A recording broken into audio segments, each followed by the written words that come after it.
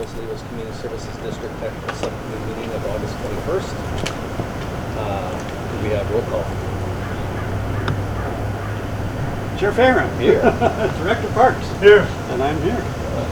Public comments. Members of the public may address the committee on items and subject matter not on the agenda. Any public comments from anybody? Seeing none. We'll move to administrative items. We have the consent agenda, approval of the minutes from July 30th. Any discussion, or can I have any public comments? Seeing none. Can I have a motion? I'll make a motion we approve the consent agenda. Second. All in favor? Aye. Opposed? Motion carries. Okay, now item 5 is discussion of treatment options with REGEN. Subcommittee will welcome Mr. Bounds. Mr. Savage, do you have any other introduction, or turn it over to Mr.? Turn it over to, well, so I guess yes. So we invited Tristian here because subcommittee said, hey, we'd like to talk to him directly about treatment. I haven't really prepared him to speak to anything. Well, I have some questions that might be useful, and then that'll trigger some from Director Parks. I just wanted to tap in on his expertise on whole sewage treatment. So you're totally unprepared for any opening comments, or do you have any opening comments? No opening comments at all. Okay. Fire away. Well, I think what maybe for the benefit of Mr. Bounds and everyone else, so and we all know we have our collection workshop is later this evening, and of course you're going to be there as our other folks. But that's on collection, but we still have the treatment issue that we have to address, and we've also I've had some discussions with the regional board, and I've also been talking to other people in the wastewater industry about options, and really our options are twofold that I know of. A local treatment plant somewhere within the geographical area of Los Olivos, or a transmission line to Solvang. Those are our two options. I think those are still our two options. We've been aware now of some struggles that some of the operators of local systems have had, including violations by the regional board. Maddie's has had some violations, and of course Gun School has had some violations. Also, in talking with the regional board, there's just a lot of discussion about, and I guess what I'm trying to say, and what I'd like your comment on, Mr. Bounds, is that when you build a treatment plant, your mandate is not to build a plant. Your mandate is to meet your treatment goals. And the regional board says you're going to meet these goals that are set out in a permit that they give you. And so I think what's maybe some people realize, or some people don't realize, that when you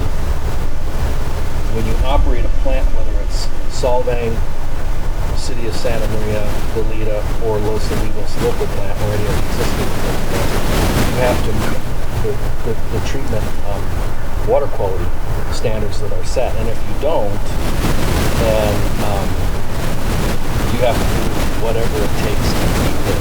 So, as I thought more about that, I guess I realized, so if we have our a local plant, we have to make sure that is going to achieve the goals. And talking with the regional board, they kind of just commented that, it's not like, it would be a good analogy. You buy a car and it works. You have to make it work with how you manage it. And correct me if I'm wrong, but you have to have somebody that's skilled in doing that. That's why a wastewater treatment plant operator is needed, and that you have to make that system work. So I just wanted to hear some of your thoughts on the complexities of a local plant, things that we should be looking at and worried about. Because what I want to make sure, and I've been rambling, I'll stop and maybe what say is that when when we look at a local plan, I think we've now completed our requirements. We haven't. We've only started them. And so I'll stop there. I don't know if you have any. If I can tag on Yeah. that. In California, you may know this, Tristan, but the water board, the state water board, those goals change, and lately they've been changing, I won't say rapidly, but on a regular pace. Every couple of years there's a new requirement, so I think that's what you're getting at. Yeah, So you may build one thing, and then they say, oh, and now you have to treat for this, and so you have to study in between. And so, that caused, note for me, I also spoke with a local engineer that just does pretty much wastewater treatment plant design for the Central Coast. And he reinforced that as the permit becomes part of the basin plan, and as that basin plan changes, you have no choice. And that concerned me because... Are you familiar with that term, basin plan? Basin plan. Okay, all right. I wasn't sure because California law being different than Yeah. where you physically live, and I'm not sure how it makes So there's a lot to unpack. Yeah, there's a lot to unpack. Before we add to that, Yeah. I could maybe try and address a number of the things. I probably won't hit all of them because that was quite a few different angles. But firstly, the variety of treatment options that you have are vast, right? So it's not just two options. It's not just a local facility or solving. It's solving a local facility, and then underneath the umbrella of local facility, there could be a variety of different options that you would look at based on what you're doing with that water. So typically the three alternatives for dispersal or use of that water would be to directly discharge to a creek or stream or body of water, typically referred to as direct discharge. Yeah. There would be reuse, which could be a variety of different things, from irrigating a crop to reusing it for industrial applications, things like that. And then there would be a subsurface dispersal alternative as well. Usually the subsurface dispersal versus reuse or direct discharge would be selected based on the size of the process. So the larger processes would tend to lean towards direct discharge or reuse, and the lower flow processes would tend to lean towards subsurface dispersal. And there's a couple of reasons for that. First off, subsurface dispersal systems can potentially cost more money in the long run as you get larger, because there's a lot of infrastructure to install. They take up a lot of land, yet they are much simpler to operate and typically have lower permit requirements or limitations for effluent quality and sampling requirements because of the safety factors associated with the reduction of potential for human contact with that water. I'm expressing it this way because it's not just two options, because the on-site local district treatment option is vast based on where you're going to put that water, and then in turn what the Regional Water Quality Board puts on you as far as limitations go based on where that water is going to go. And you're going to meet or see COSINA again. COSINA is a reuse type facility that would typically be specified for the higher flow applications in reuse or direct discharge applications. The Dunn School, for example, is a different type of technology that would be specified in an application that typically has subsurface dispersal.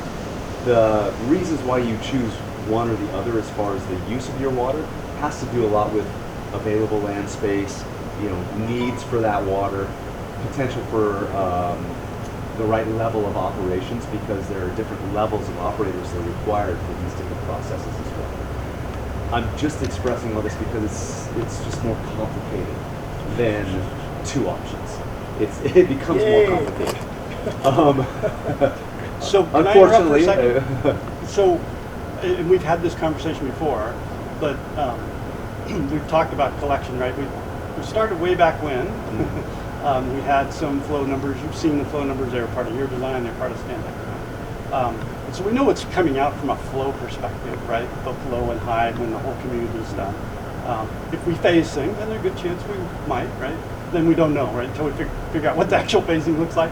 But we know that, right? So we know the high, right? At Yes. peak number, when you look at our flows of, I'll just use a round number, 150,000 gallons on kind of a day. Is that in your low to high kind of? Is that on the lower end? Is that on the higher end? As far as water usage, Yeah. I would say you probably, if you went with a single facility for the entire community, that would put you above the range in which a subsurface dispersal system would really probably be an alternative. I would think that would lean you towards a direct discharge or a reuse application. And there's not a lot of direct discharge opportunities around here, so therefore you're probably looking at reuse opportunities, which we've been discussing this entire time. What are the reuse opportunities that you have available? And that can be simply irrigating a field for hay and then harvesting off that hay, potentially. But based on what you decide to do with that water is going to dictate what the permit looks like, and that permit is going to dictate your effluent quality requirements, which in turn dictates the treatment system that you end up specifying. It also dictates the level of operations that are required, the frequency, the level of certification that an operator might have, and the types of effluent requirements that need to be sampled on what frequency. The reuse facility option, which I'm going to just put out there as probably the highest likelihood alternative for you at this point based on my understandings, is going to require a high level of treatment, like the Closina facility, membrane treatment. Not sure if it's going to require nitrogen removal, which adds an additional complexity element to the operations and the sampling and permitting. It's also potentially going to require a high level of skilled operator available. And Yeah, you mentioned this earlier because I think it's important to consider the fact that an engineer is going to design your treatment facility, and that design is going to be based on all of the background design basis that we have been working on to meet the effluent requirements from the Regional Water Quality Board. However, it's like installing a vineyard. You install the vineyard, but you can't just then water it and expect it to produce grapes. You have to actually go in on a daily basis and manicure and fertilize and take care of it. These processes are biological in nature, not terribly different than a vineyard. We are growing microorganisms, and it requires a green thumb, if you will, to really have the expertise that's necessary. And the more complex the wastewater treatment process gets, and membrane treatment processes, which is Closina's process, and just about every other process that you guys will probably have put forward in front of you if you're looking at reuse, they are the most complex processes out there. Well, it's not any different than operating Solvang from a complexity perspective. So you're going to need an operator that has the same classifications as a municipality like Solvang, which adds complexity to the overall element as well, because finding that operator can be challenging in an application of this scale. So you've restated much more effectively and clear what I was trying to say. Thank you for that. You also said something, Mr. Bounds, that I think I've been, I don't know about all you, I think about this every day. Every day when I'm on my walk, I think about all these things and the trade-offs. So, and you learn something new almost every day. And in our discussions with the regional board and other engineers that I've had, it basically said that the direct discharge is so onerous, you don't want to do it. Especially for a small community like us, is what we've been counseled, which is where early in the system or in the process years ago, I thought, well, direct discharge is a viable option because, well, one, it's done everywhere in the country, and when you treat but the requirements here, I think, probably put it in a different category. Can I address that? Yeah, absolutely. Direct discharge permits are typically, they fall under what's called the National Pollution. NPDES. Yeah, NPDES. Right. The EPA and regulatory environments across the country are shying away from those. It is what is used on the very, very large scale for good reason, because it's by far the least expensive at that scale, but it potentially has the highest impact to the environment. because you impact the aquatic life downstream, you impact most people. You know, there will be a certain number of people who are actually pulling their potable water source directly out of that stream as well. So there's a very, very high level of impact to environments and human life from direct discharge permits. They're challenging to get because the EPA has basically said we want to move away from NPDES direct discharge permits, which is why you see reuse becoming more of the norm these days, or irrigation. You know, we're lumping reuse now, we're discussing the word reuse today. People have been using this water for irrigation for a long, long, long time. It's not really a new process, but as you were thinking originally, it seems more direct, more simple to go with the direct discharge route, and in some ways, conceptually it is, but in general, it's not perceived as being the best route to go anymore, and therefore reuse and irrigation is really being pushed across the country, across the world, as the right alternative for people to be moving towards on new systems today. And if I could, just for a second, I mean, that's ultimately what District Engineer Pike's been working on with the WRF grant, is ways to reuse the water potentially. And can I ask you a question too? Yeah. So, just to be clear too, and I think we can agree on that direct discharge as being onerous.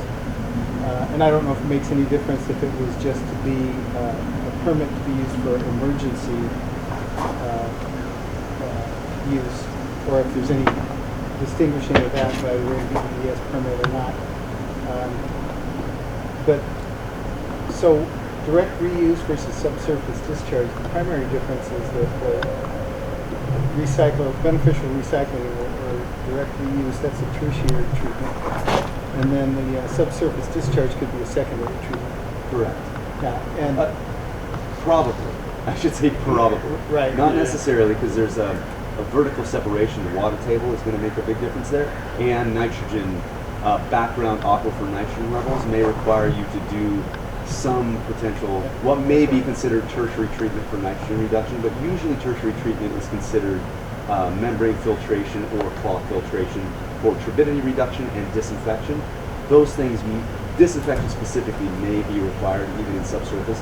Probably not. Usually it's when your vertical separation to groundwater is less than 2 feet. well, that's great because you anticipated and answered my question, which is that going with a secondary treatment system could be as complex, or in some cases more complex, than going with, say, an MDR system, because we do know we're going to have nitrate removal, just because our whole purpose is to resolve nitrate issue.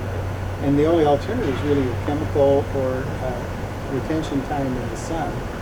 And that's a long time to remove nitrate just by sun exposure. Actually, biological is the most common process. So which requires potentially some chemical addition of alkalinity and carbon, but it's all biological process. And membranes, there are potential benefits to utilizing the membrane process just simply because they operate with what's called a mixed liquor.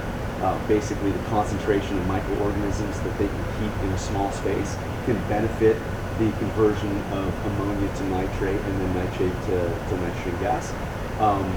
But again, there are other processes out there that are biological, that are specific secondary processes to remove nitrogen that don't require membrane filtration. So it's not, the nitrogen element itself can be done today without a lot more complexity than just traditional secondary Or treatments. space. Or space. Okay, that's the other question that I had. And then the only other question I had is that, so the environment that we're in here in this region of California, and I suspect all of California, is there's a lot of polite pressure from the regional board to go to tertiary treatment, because they just see the writing on the wall like we do, and that is that there will come a day when secondary treatment will be more and more rare.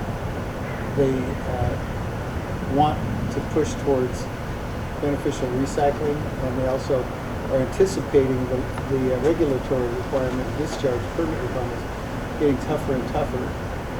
And so with the long-term look ahead, I mean, is that way more toward choosing a tertiary system versus a secondary with supplemental advanced treatments? The future is going to see a lot more reuse. There's water shortages, there's contaminated water issues, there's new contaminants that we're finding out about on a regular basis. And so, yes, I think that in the future we are going to see continued growth on the reuse side of things. Currently, and even in the future, there's a potential for expansion from secondary to tertiary very easily, because you typically have to have secondary treatment in order to get to tertiary, right? You can't not have secondary treatment. You have to have primary treatment, secondary treatment, and then you can add on tertiary treatment in the form of filtration or disinfection, depending on what your needs are. So my point is just simply that today you can install a secondary treatment system to remove nitrogen, and understand that in the future, 10 years, 20 years from now, there may be, for some reason, something that becomes advantageous for you to add tertiary to that process. That's possible. To some extent, it all kind of needs to go into the equation of decision making, right? Are you going to phase is a big one. Because if you phase and you find that we've discussed this in the past, if you find that there are different locations that you could reuse the water, maybe not one location has enough potential for all of the reuse, and so it makes sense for you to distribute the treatments and reuse out at locations, you could do that. The commercial area could go to the school, and you could reuse the water for the ballpark, and the west side could go down to the south side of town, what's currently designed as the treatment option. You could treat just part of it there. You could treat part of it down school and go to subsurface as an option, or go to reuse as an option. So I think that they're, again, not trying to make things more complex, but I think that there's still a lot to be discussed with regards to what ends up being the most potential, the most beneficial approach for you guys. If phasing is the most beneficial approach, how does that impact the selection of sites for dispersal or reuse and treatment? If going with a complete system design makes more sense from a financial perspective or from an operational perspective, how does that impact the reuse, subsurface, and treatment discussions? So the last comment I'll make is that those are great, clearinghouse type statements to get to the rest of it. But what I've discovered I just submitted the draft beneficial recycle study to the state, the fulfillment of the grant that we got for studies for the systems. And by the way, your studies were very helpful because you addressed beneficial reuse, and so I appreciate that. And what I did was some market studies, and then did some analysis and calculations concerning what would the size of the facilities be for recycled distribution system, removal and collection. But it's I just was going to comment, would you agree with this, that in order to reach a decision on the treatment, we do have to include in the discussion the beneficial reuse, if not implemented now, but in some phase. Because one of the things I determined that for initial phasing, we'd produce so little recycled water, we could easily find use for it. For example, Dunn School would require more recycled water for maintenance of their turf and their sod than we could possibly produce. So they'd be a single. What about the winter? You know what? If they have turf through the year, there are wet times. But I'm just talking about averages. When you look at average use and the average use table. So if I could, I think let's go back. We're having a workshop tonight. The last workshop we had, we talked about collection, treatment, and disposal. We focused pretty heavily on disposal actually at that one. And the community, I think, heard similar kinds of things to what you're saying today, and that is, first of all, before you get to a treatment solution, you do have to consider what are you going to do with the water at the end, right? Those two things can't be taken independent. You got to think about what am I going to do with the water, and then I can think about how much do I have to treat it, right? Because different disposal means different treatment. What they said in that with the thinking of we want to keep it within our district boundaries. And I think that's important to think about, because Dunn's clearly outside our boundaries. Was, to your point, you called it slightly different terms than we used that night, but we were talking about percolation chambers, subsurface chambers, coupled with some sort of reuse. And to your point, I mean, I think Tom at the time was saying, well, I don't know that we could spray it on fields because we'd have to ship it somewhere else, but there might be some opportunities for purple pipe at the school or at a couple of buildings.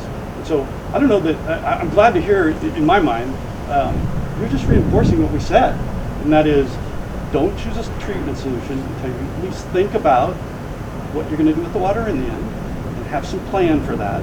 And then if that means, hey, take the downtown core, just do that, send that to, you know, if your chambers and your first reuse is the school, okay, create that connection, right? If you're going to do distributed reuse, well, make sure you're creating those connections if you phase things as you do those additional phases, right? So if we're doing something on the other side of the creek, we can see the bridge is out. You know, maybe you want to think about, okay, maybe reuse from collection on that side or something goes back to that side. My recycle study recommends a tank that reserves 1/2 of an average daily flow, because that's reasonable to think we could easily send that somewhere and utilize that now. It's $150,000 a day. Okay. So is there anything that I said there that? I don't believe so. Okay. No, I mean, I would agree. Firstly, let's be clear. I am a massive fan of water recycling, beneficial reuse. 90% of the engineering work that I do on treatment is for reuse above grade irrigation systems. So it is the core of my business, and I believe that the future is, you know, going to be moving towards 100% of new permits being that way, because there are so many water shortages and reasons why we should do that. The subsidies associated with potable water sources and those going away, government funding for replacing old infrastructure, will remove those subsidies, and our potable water is just going to get significantly more expensive in the near future, and therefore the economics associated with beneficial reuse are going to really play out beautifully in the near future. I want to make that clear. I would never try and push somebody towards secondary treatment alone and subsurface dispersal unless it made sense. And that's from an economic perspective and an environmental protection perspective, because those are the two critical elements that we're talking about here. To that point, you're absolutely right, and I've mentioned this many, many times over the years with you guys. Choosing a treatment system prior to choosing a dispersal system is a waste of money, in my opinion, because you will be paying for engineering for the treatment system that may have to be redone because of where the water is being used or dispersed. So I think that getting generally approaching the project as if we believe that reuse is going to be that, and therefore proceeding to this is what our flow rates are and we'd like to see a quote, and just getting a general understanding, but actually paying for a civil engineer to design the treatment facility prior to the dispersal or reuse facility being selected, I think potentially could cause some additional costs for engineering, for re-engineering, if that plan changes. Yeah, and I think the one thing that you said that I wrote down, because I think I've come to that like critical thought when I think about this, when you said that if you have a single treatment option, then subsurface becomes problematic. And I think you even said you probably can't do subsurface with a single plant. Is that what you kind of said? If you went to a single treatment facility for the entire flow at 150,000 gallons a day, right, I believe that the capital expense associated with subsurface could potentially make it not an option, let alone the amount of land that would be necessary and the capital cost for that land in this area. Yeah. So in your situation, being yeah, very specific, the capital cost of land, the amount of space that's required, and the potential capital costs for installation will likely make a subsurface alternative not economic. So what we also learned, what I learned was that when you have a subsurface option, the regional board's going to require, so you have to have design built and in place 200%. Mm-hmm. And then you have to have 100% reserve. Correct. So you're talking 300%. You don't have to build that other 100, but you got to have it. So You will always have to have a reserve area And- with a subsurface system.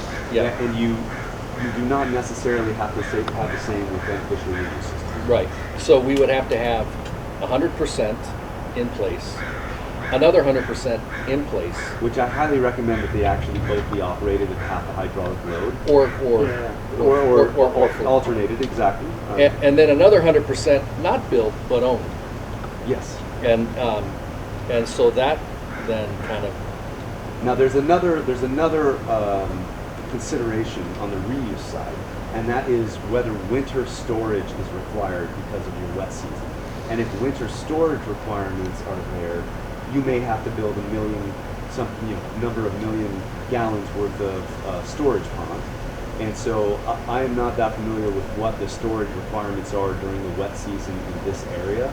But for example, the facilities that I design in other areas require a 4 or 5 month storage period because of snow and weather. And you're talking 150 million gallons a day potentially. Quite expensive to build that, quite large land requirements for that type of facility too. So there's something that needs to be at least considered and looked at on the storage side for a reuse facility. and Laguna had to do the same thing. Laguna Sanitation had to do that years ago. So and then I would just add up with if your point about figure out where you're going to go first, and then that's going to help you. So if a subsurface then is the option and a single point, you're looking then at multiple locations. My opinion is that we have to buy two and operate two plants, and I don't know how that's cost effective. It very well may scary. not be. That scares me. The difference between the operations of a reuse facility and the operations of a secondary treatment facility with subsurface would most likely make two plants relatively similar in cost to operate because of the permitting requirements and operational requirement differences. But I don't know that you will be able to again, it depends on phasing, funding of phasing as well for a capital cost. But it's likely that two facilities will cost more from a capital perspective. So if you decided to build everything at once and you had 2 or 3 remote facilities, the capital cost is most likely going to be higher. Well, than the a single operation will facility. be two. There's no way that multiple facilities will cost less to operate than one. It probably would, but it's Yeah. not going to be as much of a difference because the reuse facility is going to most likely require a part-time operator, Yeah. where a secondary treatment subsurface dispersal may require an operator once a week, once every 2 weeks. Right. So the difference in operational costs could be closer to a wash than you think, probably still more expensive, but I think you don't get past the capital expense difference because the capital expense difference for 2-3 facilities will definitely be higher. And the land requirement. Well, that's part of the capital, right? Yeah, It's part of the yeah, capital, yeah. So a land of one, and then it's not 50% of land of one to go to two. Right. That's okay. Any other questions for Mr. Bounds? While, I mean, it just sounds like we need to figure out where the water's going before we kind of look at treatment. And then none of that matters as far as collection goes, either whether it's effluent or whether it's raw sewage as far as... The dispersal or reuse site is not dependent upon the collection. The treatment is. So it's kind of like you need the two that surround the treatment so that you can understand what's coming in and what's going out to size and design the treatments. We need a decision tree. I mean, all of us here sitting around this table understand everything we've discussed, but needs to be communicated clearly and succinctly to the public. And I'm wondering what's the best way to do that. well, I think before we get, we're going to have another workshop on treatment. We have some work to do, but I think we need to mature some of the, information that I've just become aware of over the last 2 months in terms of I would suggest that based on what I've heard, trying to look in the future and understand what's best for the community. If we go to secondary now, we're just gonna be having to add something later, so we may as well build what we think we're gonna need now, because we're gonna have to build it again later. Well, and the funds and the availability of funding for a recycling facility, as has been expressed as being, you get a higher position on their prioritization list if you go that route. There are other good reasons to do it, besides being forward-thinking and future-thinking. But I would agree with you, and I mean, I've expressed this multiple times tonight alone. I believe that reuse is in the best interest of the community from the information that I have today.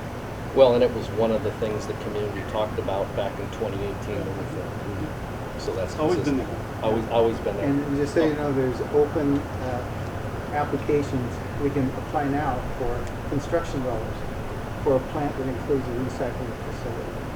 Well, we need to, that would be premature because we haven't Right. figured out. Yeah, no, I get that. I'm just saying, but he's corroborating what he said. But the other thing that I've heard is that the regional board likes consolidation and deconsolidation of multiple plants. I heard that's not going to be looked on highly, and certainly will not be looked upon highly for funding. And we're splitting up, the treatment into multiple. They walked that fine line, right? Well, they clearly said, whatever we can get through to 18, they will support. Right. But they have jurisdiction though to put on if they feel that they need more safeguards for water quality. The sky's the limit. They can pretty much do whatever they want. And I'm not criticizing that because they're charged to do just that. So if they're going to say, well, if you do this and we don't feel as comfortable as that, then they're going to put more onerous conditions on you to make sure you have to get to the end game. It's not an input, it's an output. Yeah. The input doesn't matter. Yeah, I would agree with all of that and try and recognize their perspective. Would they prefer to have a single permit versus 2 or 3 permits? Of course. And I think the district, there are benefits to the district in having to only respond to a single permit versus multiple permits as well. And is there a higher likelihood of a violation with a single plant or multiple plants? And I would suggest multiple plants. It's just, if you have more cars, they're more likely. There's a higher risk window for a single plant because if a single plant has problems, the whole place has a problem. There are resiliency benefits to multiple facilities, without a doubt. The community would be more resilient because one facility could have a problem and the other 2 could be running beautifully, and it's only a portion of the community that's to some extent impacted by the single individual plant. And advanced on-site is another way to look at that as well. Advanced on-site systems, there's resiliency arguments for having individual treatment dispersal at every individual lot. But that's just one part of this giant equation that you guys are putting together. How far can the water reuse can be piped? As many as you got. Yeah. Well, I mean, is it as much horrendous? money as you have. Is it really expensive to do? I mean, if you have a treatment facility here, then as far as just making the water- review the collection system costs for the effluent sewer, the mainline costs. That's about what it's going to be. Well, So and it's gonna the be- other complication we haven't talked about in California, we are not authorized to distribute water. So the water reuse would have to be done by ID1. Now, I'm not saying that they won't be a part of that. I would hope they would. But they have to do it because they do not allow multiple municipal. If it's water distributed through the community. Yeah. If it's reused locally on the same property as a treatment facility, you wouldn't have to do that. Careful. I asked LAFCO about Yeah, this. I don't know about that in California. If there's any sale Yeah. of any sort, Yeah. you have to have the power. Okay. So if we owned a parcel and we just reused it on our parcel, we're not selling it to anybody. But as soon as there's a sale, ID1 would have to be involved in some fashion. Correct. A sale of that water as a utility. Well, even if you gave it to the school, for instance, let's say this was our plan. Even if we gave it to the school, ID1 has to be involved. when it crosses property lines, Yeah. I think is the problem. Or you're taking water away from their sales too. They're the water purveyor. That's the bottom line. So they just need to be, I think we have Again, this. they wouldn't, they would work with us. I mean, I've talked to them a number of times, but just from a technical perspective, LAFCO's involved, ID1 is involved. It's a process. I think the cost of purple pipe is too expensive in our country. I mean, $60 a linear foot is very expensive for piping. You can see the handwriting on the wall, and I've talked to many, in my professional experience, I've talked to a lot of water system operators in our county, and the purple pipe cost is a problem, and what they're waiting for is direct reuse, because they only have one distribution system. So when they if we get to direct reuse, and that's why the state started, I don't know how many years ago, that seems like when I don't remember, I always say 10. The state has started working on their regulations for direct potable reuse. And when that happens, and I believe it will happen, happens in other parts of the world. Then One of the largest DPR facilities in the entire world is right down the road in LA. Yeah. And they are doing direct potable reuse Yeah. now.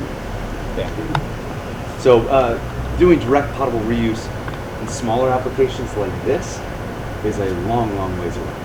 But, where's your water supply coming from? Is it Solvang? Well, there's tanks up on the hill. Okay, No, we've got those are fed by. subsurface, We have subsurface and state California water. state water. State water and subsurface. Where's the state water treatment facility? In San Luis Obispo County. And they probably treat a massive volume for a variety of different communities around the area. Direct potable reuse at that treatment facility could be 10 years away. I mean, it could be that close. Yeah. Where you would actually receive direct potable reuse here. But you're not going to pipe your wastewater from here over there. So it's a little bit more complicated. Unless Greg chipped in an awful lot of money. Man, What other questions, Greg? Yeah. Good ones. But still, I mean, this system is going to be in place in this community for 100, 200, years. So, I mean, at some point, I think it's possible that we'll be there. We've got a long bridge there. There's a precedence being set right now. City engineering, San Juan Bautista, and they're piping all their wastewater 6 miles to Hollister, getting out of the wastewater treatment business because they can't afford the upgrades based on their fines they've been getting for not meeting discharge requirements. And they're also getting out of the water supply business, and they're going to accept the district that's based out of Hollister. So it's a 6 mile pipeline to deliver wastewater for treatment. And this is a community of 2,700 people. And then a 6 mile long pipeline back for potable water. And both are in process right now. And Guadalupe is looking at the same as somewhere. Yeah, there you go. so, And that just pipe, so their wastewater, so what is that? Is that untreated? Yeah, raw Sewage. sewage. And So it's not effluent, that it's pipeline untreated raw contract, sewage for 6 miles. yeah, we're in the last 3 months of construction with a CM firm on that as well. And it's a $18 million project. And the distance from Guadalupe to Santa Maria is 5 miles. To their plants on the west. $3 million a mile west for a end. pressurized line. And that includes some It's both ways, right? modifications. That's both ways? Oh, that's No, both no, ways. the 18 million is one way for the wastewater. Oh. But we're decommissioning the plant and, a number of other type of connections and things, modifications that they're receiving.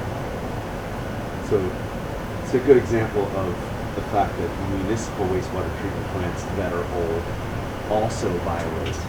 It's not just smaller facilities like Maddie's or Dunn School, but municipal systems that maybe haven't had upgrades, or their operators are maybe not as educated, or they haven't required the level of operation oversight. They have violations just as frequently as on-site They're systems. paying $150,000 a month right now For operations? for violations, for fines. Oh, in violations, wow, that's More questions, Greg? Just getting deeper and deeper and No, it's deeper. good. we I go. mean, You know, part of the main reason Tristan came today early, and by the way, thanks again for coming early. Yeah. It's a rare thing that you're in town. and to the so- right, Los Olivos. Yeah, to the right, Lefty. But, Greg is one of the ones who's pushing at the last meeting to make sure you were here so he could ask you Yeah. questions, looking in your eye and hear your answers. Well, yeah, So just because ask this is your what we question, need. man. I mean, this is what we need. So really, it would be not, yes. I mean, we should really look at areas where we can reuse water. And then focus our treatment plant options in that area, unless solvent comes online. When you review the recycled water study that I've got out draft, it does a market analysis and looks at opportunities. And it gives some examples. It looks at the 2 schools, it looks at flushing water for public restrooms, it looks at Polo Park, industrial use, and there's some potential realistic users if that was to ever come about. I think it's good that you have this experience with the 6-mile wastewater line up the road, because I wouldn't expect the cost to be drastically different for the pressurized lines, regardless of whether it's effluents or you may need less lift stations. I don't know how many lift stations there are over that 6-mile period, but if you could break down what just that transport cost is without the decommissioning of the wastewater treatment facility, and if there were lift stations that are included along that 6-mile trench, that'd give you an idea of what solving is going to cost. Is it uphill or downhill, the transmission line? It's pretty flat. Yes. Yeah, and just so you know, it's I believe it's 15-inch and it's got pig stations for cleaning, and it's a premium. Oh, it's 15-inch. station. Okay. Yeah, big difference. If you went effluent sewer, then it would definitely not. It'd be what, 8-inch probably, 6-inch. But it's not a linear cost variation. So maybe you're only talking about 2 million a mile, and if it's 5 miles, that's 10 million. But then you've also got, and I don't know if we were going to talk about the connection with Solvang or not, and that work. Next time. Yeah. Next time. Okay, we can hold off on that, but Now, Well- when you're doing the treatment plant too, then okay, and you're doing reuse water. So like you're saying, so if you don't have a place for that water to go, if it's a wet season and you're supposed to be irrigating the fields, but it's raining all the time, then what do you do? you have to store it. So understanding the You storage can't have it, requirements. or if you had enough property, you could have some subsurface kind of distribution. So you could go either way. If I you would had say the- tonight that would be a very good question to ask Cosina, because they should know the answer to this area. How much storage is required for a wet season? Do you do a combination of subsurface dispersal as backup for wet season discharge versus reuse land? They should have a pretty good feel for that. Well, and Cosina's going to come to a future meeting. yeah, that would be better for Cosina at a future meeting Okay. like this, not because we That's do want to collection. focus. That's We don't wanna collection. dive into that. That's collection there.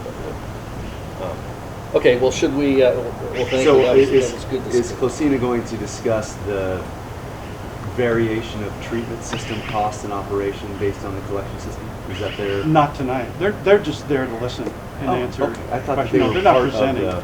Okay. No, they're just. And they're it's just there. If individuals have questions, go ask them. Yeah. That's I will. I will be. Yeah, so I would recommend in the future, bringing them on board to discuss that Yeah. storage element for the treatment Yeah. reuse facility. Absolutely. Well, good. Was there any public comment? Everybody here comment. Is there any public comment? I see none there. So we will go on to item 6, discussion regarding connection to City of Solvang. Mr. Savage, anything to kick off? Where are we with our technical studies? So we've got the 2 technical studies they're working on them. They're on target for October, November. I've asked both REGEN and Stantec to independently provide a cost estimate to us to run a line to Solvang. REGEN using effluent sewers, Stantec using gravity-fed sewers, so we can get a sense of, they know their design best, right? So what would it take to go from your final pipe somewhere near the bridge to So 3.5 Stantec's miles? not going to do a gravity line to Solvang, though. No, is the short answer. I mean, it's not going to be simple gravity, right? We wouldn't do that. But it would have some stations along the way. But the point is, it's raw sewage in a line the size that they talked about, as opposed to effluent only with a smaller pipe. And so, yeah, we talked about what that would look like. And I asked both of them based on the city of Solvang's commentary. Remember, Matt said, and make sure you have some sort of equalization tank on the other end, because peak flows, and we had the whole conversation about morning flush and all that sort of stuff. So I asked them both to include something like that. So it's basically, I mean, the way I was thinking of it was, tell me what it costs to get from the bridge at the bottom of the district here to Sunnyfield Park, based on what you designed thus far, With a tank. with an equalization tank to provide what the city of Solvang. And just, Tristian and I had this conversation, I think via email. The city of Solvang wasn't saying you have to have an equalization tank. They said, engineered it first, and once they get the numbers on the back end, we'll decide, well, is it really needed or not? But they said, you know, if you're gonna go through the expense and cost, go ahead and put it now. It's easy to take stuff off. It's hard to add stuff later. So that's pretty much underway. The only other thing I'd say is, you know, have had one more conversation with the city, nothing dramatic or substantial, just to make sure that the city's all still on board with what we're up to, how it might make sense. I've also spoken to San Ynez CSD, of course, San Ynez being somewhat like us, in as much as they don't have a treatment plant, they send it to Solvang, if we go that path, to get their numbers for, okay, what's your agreement look like with the city? What are your flows? What are you paying per new connection? So I'm gathering some of those. I've got most of them. So that's all I have. Well, I mean, there's just a lot to come on that, so I don't have any particular comment on that. Again, that will certainly be a big point of discussion on our next workshop, which is on treatment and disposal. So is the Solvang pipeline, is that considered part of the treatment discussion or part of the collection discussion? Treatment. Treatment. Well, because if it's not there if there's a local treatment. Okay. Just want to make sure. Yeah, the costs should be compared to treatment and reuse, because that's the alternative. And those connection fees and service fees are going to make a big difference. Most cities charge, well, I'm not sure about California, but I assume it's in the $6,000 range per The what? connection. No. You're about halfway there? Yeah. You wanna get 1 foot out the door and not $12,000 per connection? No. You've only got a foot out the door. Yeah. How about the rest of the body? Wow. Like 10 times that, 7 to 10 times that. Wow. Yeah. 60 to 100,000 Per home. residential connection. The numbers, and I can give you the exact number he sent me. The number he sent me, they just had a small community in San Ynez. Now remember, they've got an existing infrastructure, not a new infrastructure. That's important to remember, right? They had, hold on just a second, I'll give you the number. Get the name of the community, but they just expanded their system. And I can't get to it right now. Wi-Fi isn't working right. I wish I'll get it to you, but it was. I want to say it was 60 to 90, depending on where the sending them. Sorry, did I say Solvang? No, but obviously they go to Solvang. Correct. So a system like ours, San Ynez, where they just collect and send to Solvang. Because a new connection, you have to back up, and they have to pay everything that everybody else did. I mean, so if we're looking at, you know, the round numbers we were looking at with just, I mean, the back of the envelope was 100,000. Any new, now that's every parcel in the district using that very rough spreadsheet that we had. Yeah, long time ago. So if somebody new connected, everybody in the district would pay that fee, so they in effect are connected. Anybody that, you know, came on outside that, like if the district expanded, which no one's proposing, and I'll personally propose, then they would have a connection. So maybe your connection, we might be talking about two different things, because when somebody connects and they've already bought into the system, then there's a different connection fee. But what I understand San Ynez is those are areas that they are bringing on that weren't part of the original system. So they have to pay like everybody else.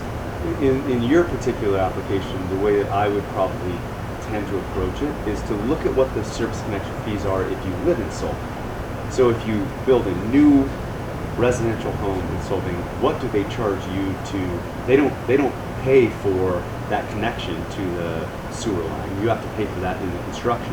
What do they charge you just to hook up in Solvang? And then I would add the cost of collection and transition down to Solvang as a separate line item. Because what Solvang is going to charge you is not to put in the line or not to put in the collection system. No. They're only going to charge you for the capacity within their treatment facility.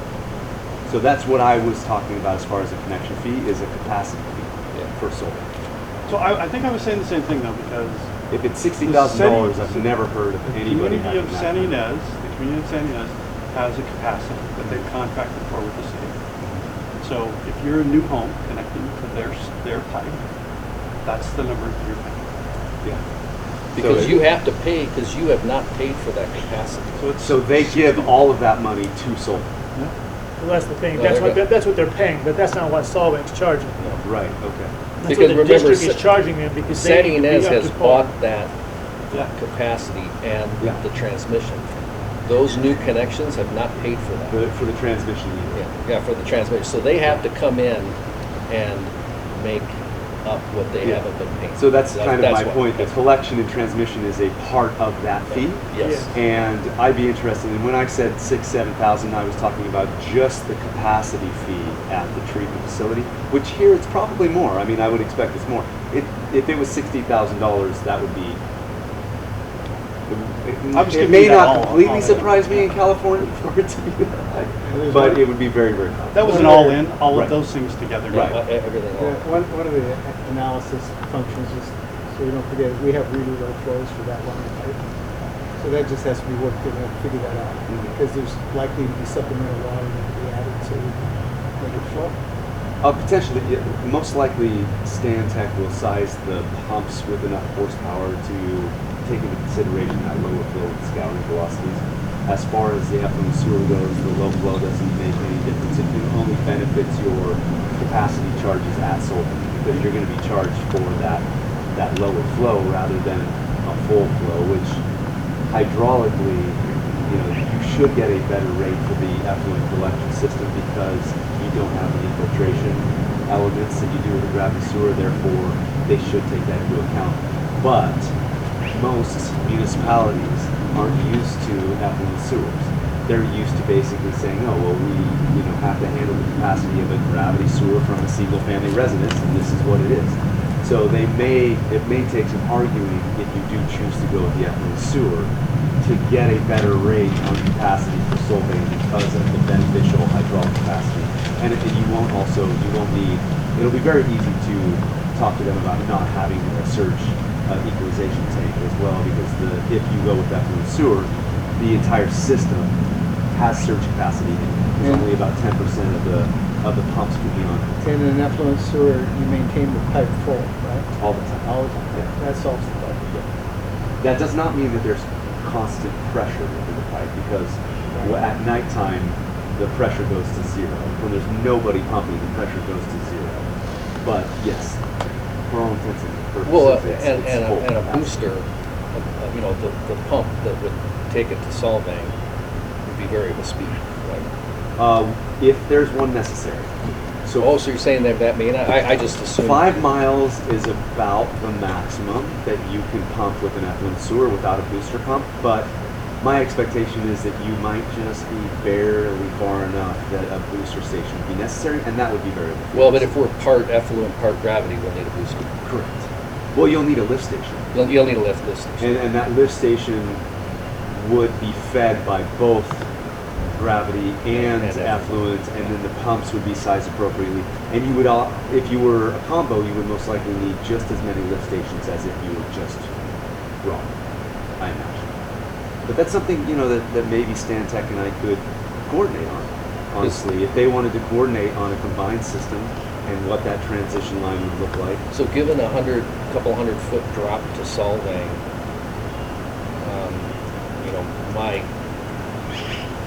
my question was, could a single lift station in Los Olivos deliver the solvang, given that you're not going uphill, you're going downhill? It's possible. Yeah. For a combined sewer, you're talking about gravity or combined. It's also very possible with the effluent sewer, there's no lift station or booster required because it's now. Because of that very reason.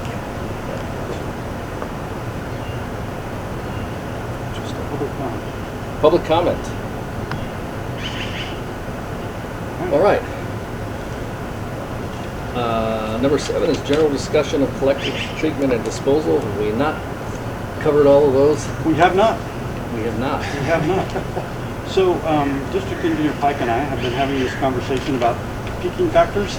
Here's a copy for you all. Anybody else that wants one? And he sent me this memo yesterday, 2 days ago. Is this posted on the website, or can you would you post it? And Yeah, I'll post be it. a part of the minutes. Yes. I was out of town, so I haven't even read it yet, although I knew generally what it's going to say because we had the conversation. So the summary to me is, we've had a couple of different bases of designs that we've seen. We've had conversation with the water board about, and by that again I mean the regional water board, not everyone.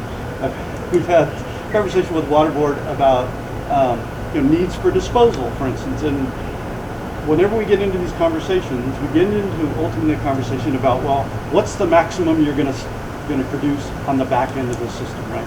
Whether it's at the end of treatment or into the front end of disposal, right? So, for instance, the conversation we were having earlier about subsurface disposal, right? Any size field that you're going to need is going to be driven by your flow times a peaking factor, right? And that will help drive, then you need 2 acres or 4 acres or 9,000 acres or whatever, right? And so the conversation I was having with District Engineer Pike the other day was, when we get to, in particular, the 60% design, engineers, and I'll defer to my colleague that used to work for the Santa Barbara County, as opposed to a much better county up in San Luis Obispo. It's a fun joke we often pick back. But anyhow, the point is, engineers, and I did this as a software engineer, we tend to be very conservative, right? And particularly if I'm doing an engineering design, I will be conservative to make sure that when that design gets built, that I don't have any liability that I undersize something.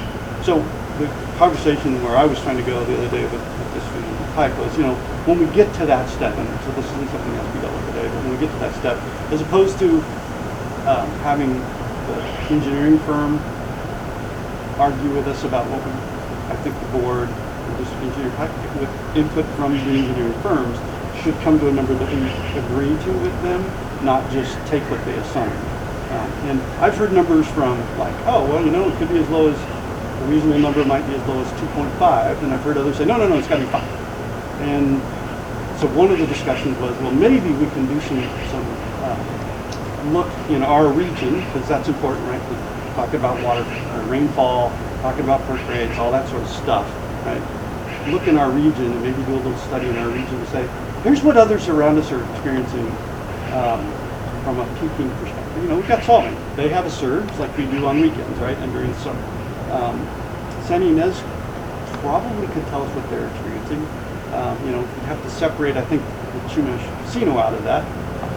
Los Alamos might be one, some of the areas like Carpenter. The point is, we've got a lot of people around us that might be able to give us some insight into what a real peaking factor for us should be. And they meter, right? And they do meter. And so this was the kickoff. That's what this memo I think is intended to do, is to be the kickoff for that conversation. It's not urgent today, but I don't want to wait till we get to that point and say, we should have talked about this. Yeah, that's a good point, and also as you say that, we need to be careful. This is one of those things that we have to get right. Mm-hmm. Because if you're low, you have a problem, a big problem. So that comes like, you don't design a bridge for, 20,000 pounds per axle. You design it for something way more than that because you don't want the bridge to fall down. Well, if we think it's going to be something, we do need to have some level of either factor of safety or some element that you can't be wrong. And that's why I'm saying, I think having an informed conversation that includes local information from communities like ours in our region. Yeah. And just And I'll just comment that we need to get in the nuances that you choose different peaking factors for treatment plants and then different peaking factors for collection systems and effluent disposal systems. So, you know, there's more to it than our simple discussions in the past. There's no one peaking factor for wet weather. And so we just need, you know, someone to help us feel good about a reasonable but not overly conservative criteria for designing the percolation chambers. I wonder if any future regional board permit would dictate that. Good question. Yeah, I don't know. We were talking primarily about the acreage that would be required for subsurface disposal, and you know, that's impacted pretty heavily by how much your max is going to be. You know, if it's 100,000 gallons a day, that's one number. If it's 300,000 gallons, another. If it's 1 million, it's still another. And the number of acres you would need, as we were talking about earlier, goes up the higher that peaking factor is. And I'm not suggesting, to your point, that we artificially set it low. I'm just saying we should do some study to get a real number. Anybody saying that. I'm just saying that, you know, even what you think, you can't be wrong. Yeah. Can't be wrong. But we also don't want to be overly No, conservative. can't be over. Because that just costs. Probably get a comment.